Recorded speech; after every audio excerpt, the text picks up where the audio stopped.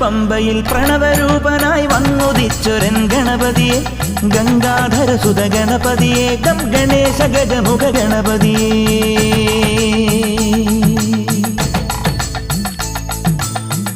പമ്പയിൽ പ്രണവരൂപനായി വന്നുദിച്ചൊരൻ ഗണപതിയെ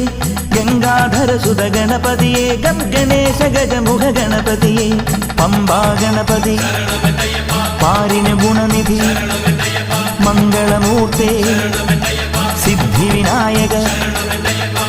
ഇരുമുടിയോടെ ഞാൻ മല കയറുമ്പോൾ തുണയർ